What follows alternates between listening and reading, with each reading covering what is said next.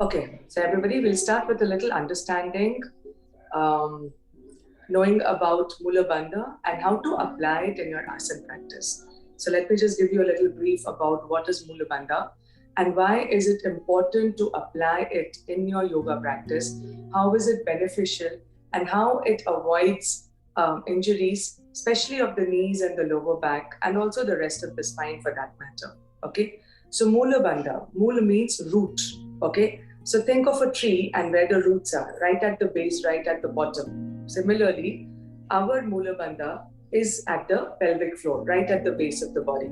With the diagram representation, I will be able to tell you and you'll be able to identify it exactly where you should do the Mulabandha. For the men, it is at the perineum region. Maybe you don't know the perineum region. Once I show the diagram, it will be clearer.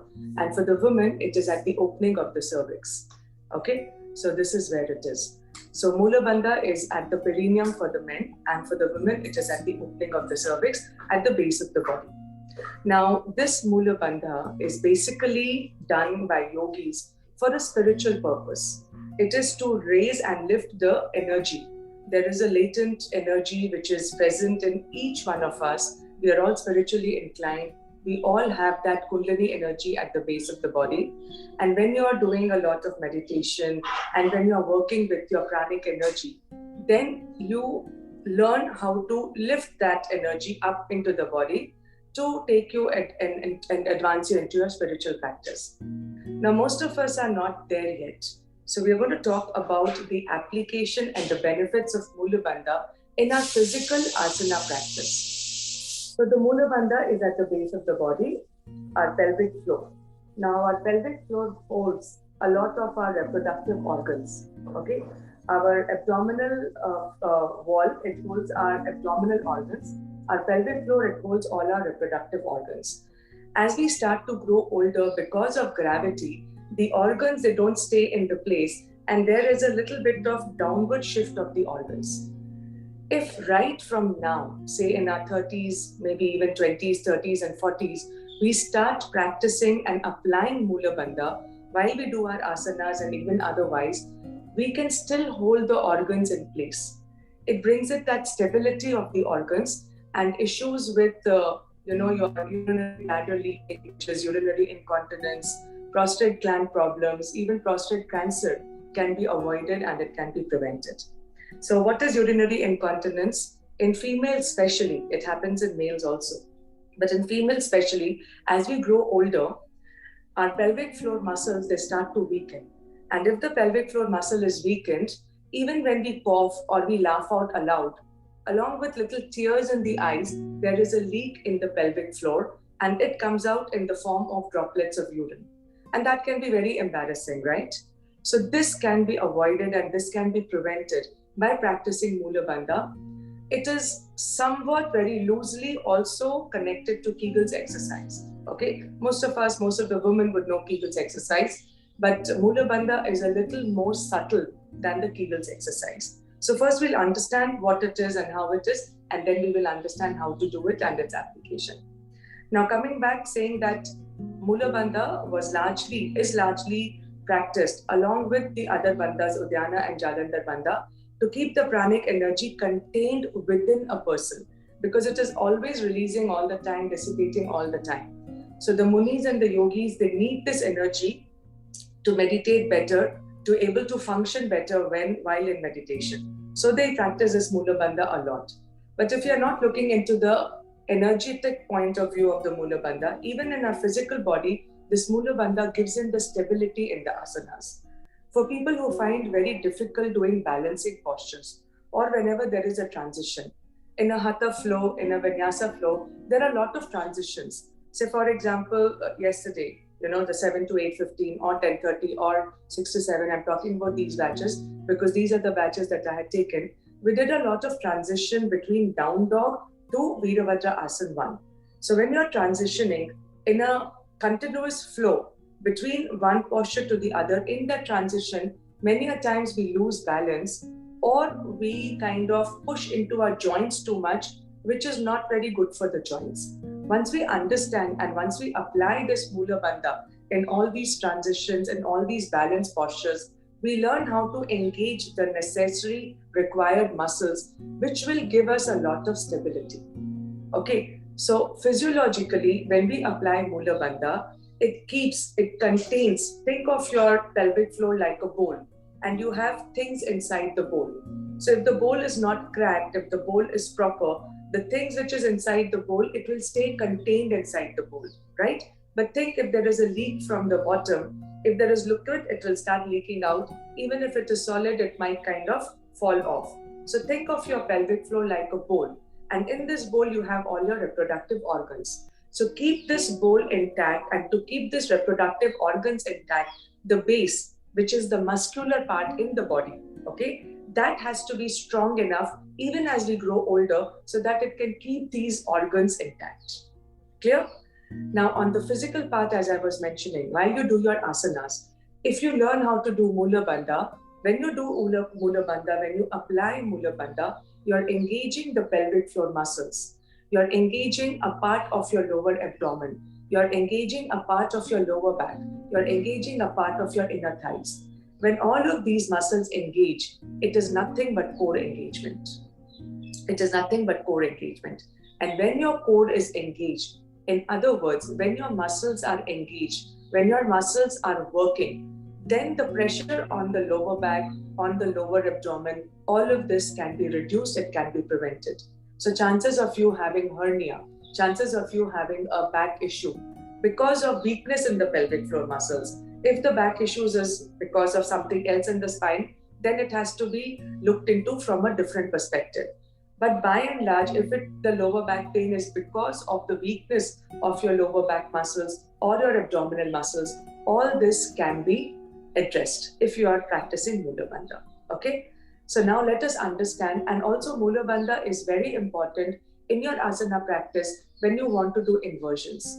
Any kind of inversions. If you are almost there in headstand, but you feel that there is a little bit of instability, at that moment, if you apply Mula Bandha, it will give you more stability.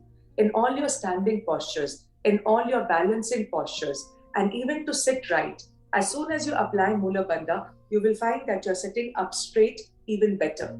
Without doing a lot of, putting in a lot of effort, just that little effort of applying Mula Bandha, your spine will be a little more straight and will be sitting proper also. So applying Mula Bandha in your asana practice will help you advance in your asana practice. And you will find yourself doing things a lot more easier than otherwise you would be doing. Clear? So let us understand where exactly is this Mula Bandha. Very loose understanding is the area in between your anus and your genitals. For the women, it is anus and the vagina. And for the men, it is your anus and your genitals. The area or the spot in between these two is your Mula Bandha. And Mula Bandha does not mean tightening.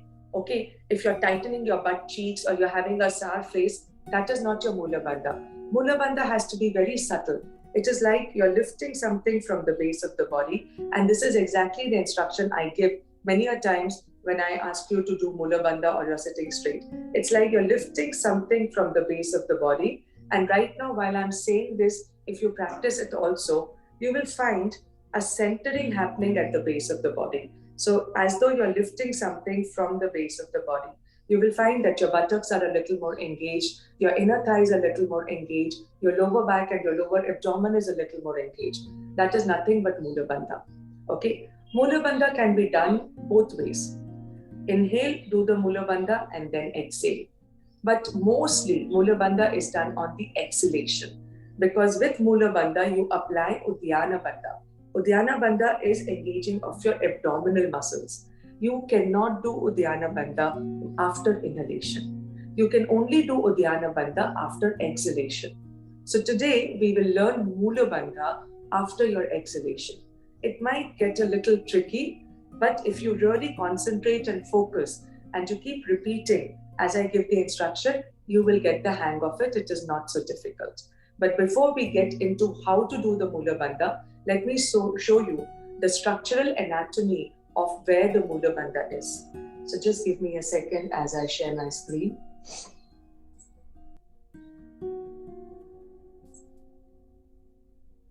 Okay, so now you see This is the Mulabandha.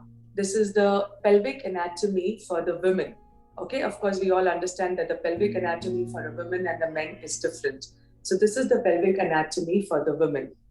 So you can see the vaginal opening. This is the front of the body and this is the posterior end of the body. You can know because this is where the spinal column is. So that is at the back. So this is the posterior side of a woman's body and this is the interior or the front side of a woman's body.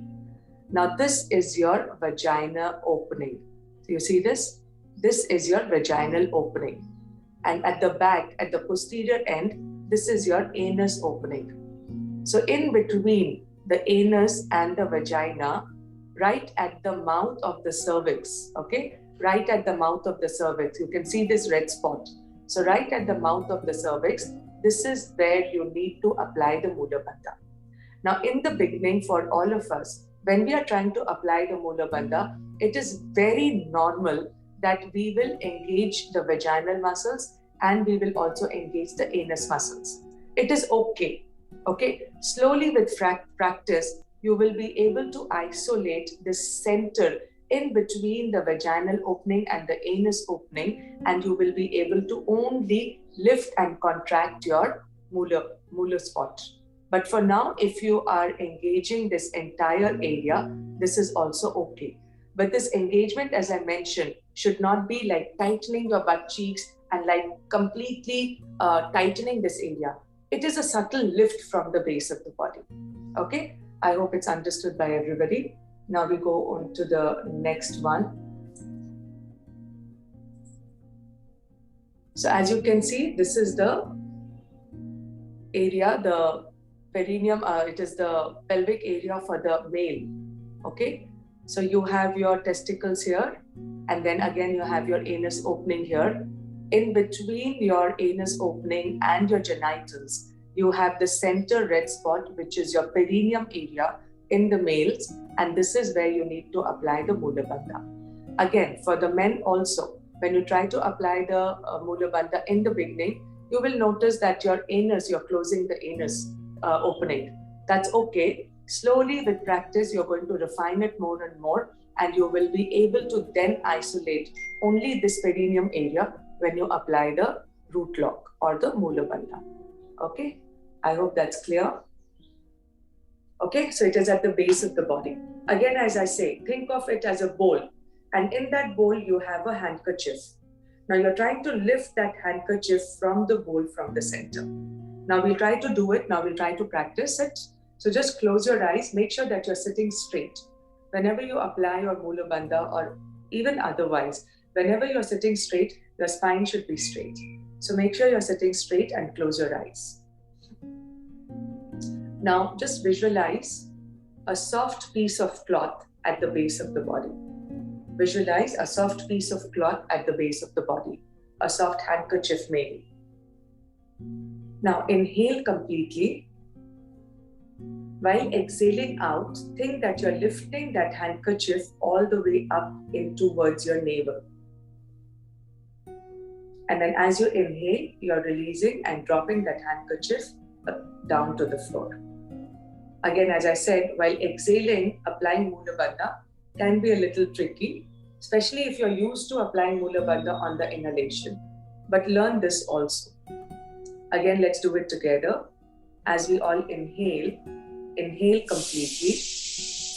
While exhaling, lift that imaginary piece of handkerchief all the way up through the body towards the navel. And then while inhaling, you're releasing, dropping that handkerchief all the way down. Let's do that a few more times. Inhale totally. As you exhale, you're applying your Mulabandha. Visualize you're lifting something from the base of the body. It can be that piece of cloth. It can be that handkerchief. Feel that tightening around the pelvic area. As you inhale, you're releasing, you're dropping that piece of cloth back to the floor, back to the bowl again. Again, inhale. Exhale, apply Mulabandha. Subtle lift, subtle engagement. Notice your butt's tightening, your lower back tightening, your lower abdomen tightening, your inner thighs engaging. And as you inhale, you're relaxing all that part of the body and you're dropping it whatever you had lifted. Again, inhale. While exhaling, lift, lift, lift, lift. Feel it all the way to the navel. Again, while inhaling, you're releasing and relaxing. Remember, you're not tightening it too hard. You're just engaging the muscles in a very subtle manner. Make it as subtle as possible. And when you're applying Mulabandha, feel that in your body. How does the body feel? A little more straight, a little more contracted, a little more centered, a little more stable. So this Mulabandha, from all the other things it does, it brings a lot of stability to your body. So let's continue practicing Mulabandha for a few more times. Inhale. While exhaling, apply Mulabandha. Now you know what to do. You have to lift that imaginary piece of cloth all the way up to the navel. Notice that little tightening around the pelvic area, the lower belly area. And then as you inhale, you're releasing and relaxing it. Let's do 3 more times. All of us together. Inhale. While exhaling, apply your Mulabandha. Of course, the breath is held. And now as you inhale, you release and relax the pelvic floor muscle area. Pelvic floor area and the muscles there. Again, inhale.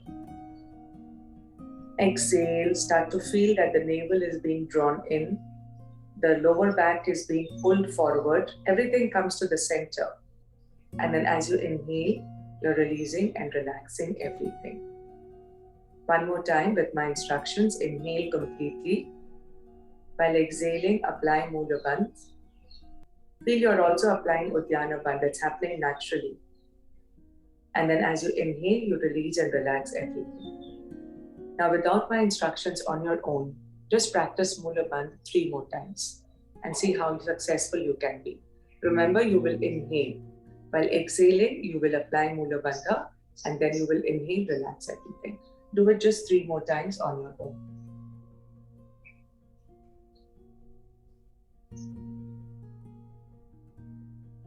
And observe how you feel that core engagement that gives you the stability that will avoid injuries of lower back and also sciatica and knee issues.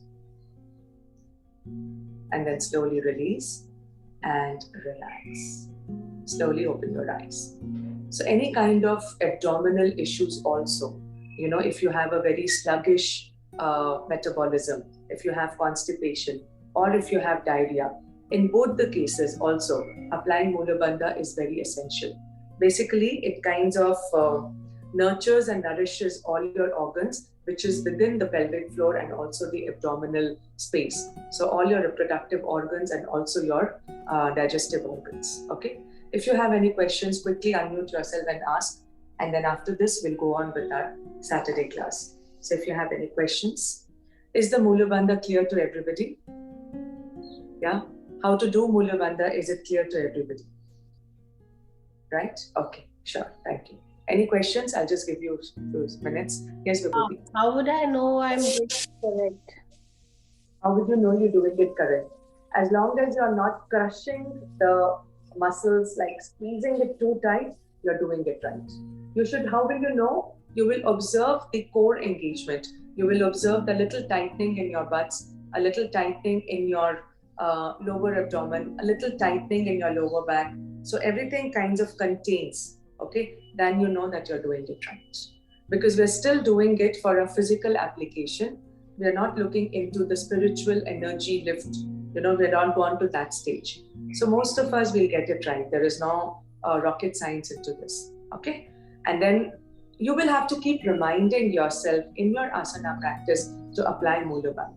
You will have to keep reminding yourself. It will not come naturally. You'll have to keep reminding yourself that, okay, let me do the Mulabandha. It will give you a lot of stability. When you want to do balance posture, especially, as soon as you apply, we tell you, engage your core and then do. That engagement of the core is very loosely, and it's connected to the Mulabandha only. So when you engage your core, that is when you're applying your Mulabandha. So just think that you're lifting something from the base of the body.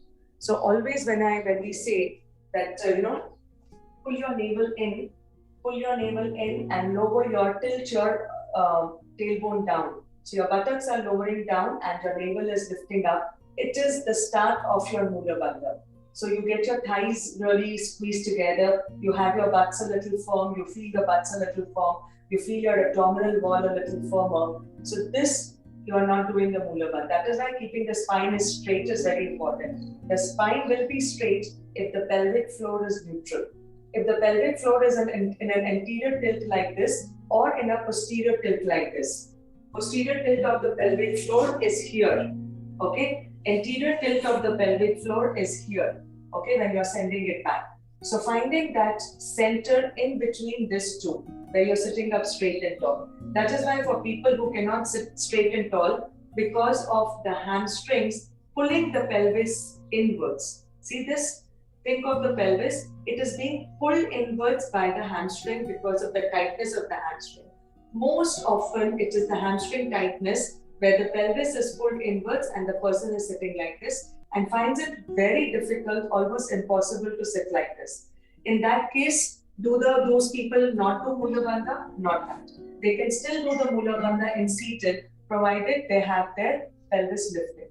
Then the pelvis will come into neutral and it will not be scooped inwards. Okay? And then for some of us, we tend to always arch our back and sit. We always have this anterior tilt in the pelvis. It just comes naturally, we don't realize it. Only when you do yoga or other similar movements, then you realize that this is where you need to sit. Otherwise, mostly we'll be in this back bend kind of an arch where the pelvis is in an anterior tilt, So we'll be sitting like this. Then I always tell them, okay, sit back nicely. So your two bones at the base of the body, that should be pressing down firmly. And then your hips should be in one level and the shoulders should be above the hips. So this is, and then you do the Mulabandha, you're doing it right. And of course, you can do it in standing and every other aspect also. So yesterday what we did from down dog, stepping forward, engage Mulabandha, you will have a little more balance, go down, go back. Come forward, engage Mulabandha, more balance, go down and go back. For some of us, we have to do a little adjustments and then we can stand, okay? So once you start applying Mulabandha at the right time, in the right way, you will find that these transitions gets easier and easier. Of course, there are other things, key factors which also come into play, the strength of your legs, the strength of your body. But this Mulabandha, by and large, will give you a lot of safer practice. Also, when you do your Bhujangasana, okay, whenever you do your Bhujangasana, so understanding it from the aspect of Mulabandha, whenever you do Bhujangasana or any kind of back bend here, my instruction is always the front of the hip bone should be pressing down. Like yesterday, I made everybody do Dhanurasana. So what happens when we are trying to hold the ankle in Dhanurasana? This is for everybody, okay? When we are trying to hold our ankle for Dhanurasana, because we might not have that open chest and open shoulder, we will pull the knee forward. It's a black pad, I don't know if you can see. When we pull the knee forward, close to the hip, there is a slight lift here. So we keep this lift, and as we keep this lift, we hold both the legs and do Dhanurasana. This lower back is compressed. Because this hip is lifted, there is a compression in the lower back. Now, as soon after holding the ankle, we can add one more movement, which is sending the knee further back. Not keeping the knee close to the hip, but actually sending the knee away from the hip. This will reduce the compression in the lower back. It will press the front of the bones down. Okay, so that is the way we teach the asana. Now, if you know Mulabandha, simply I will say, grab hold of your ankles, apply Mulabandha. To apply Mulabandha, once you start applying Mulabandha, automatically the inner thighs will come closer and the butts will form because automatically this front of the hips will press down. So in Dhanurasana, once you apply Mulabandha and then you come up into Dhanurasana, there is less compression in your lower back. Even in Bhujangasana, usually what we say, if you're here, try to press the front of the hip bones down. As soon as you press it down, you will firm your butt cheeks, you will firm your inner thighs, your lower back and your lower abdomen. In other words, this is Mulabandha. So instead of saying, okay, firm this down, I can say apply Mulabandha. Automatically your practice your mind is already tuned to that. It will come into this alignment of your pelvic floor, and then you do your Bhujangasana. It is safe for your lower back. Okay, so these are the applications of Mulabandha in your asana practice. I think now it's absolutely clear. Let's move on. We've spent a lot of time now in Mulabandha. Okay, thank you everybody. Let's move on. Okay, so make sure you have all your props and all handy. We'll get started with the asanas. I'll just share screen for the music. Okay, everybody, let's get started.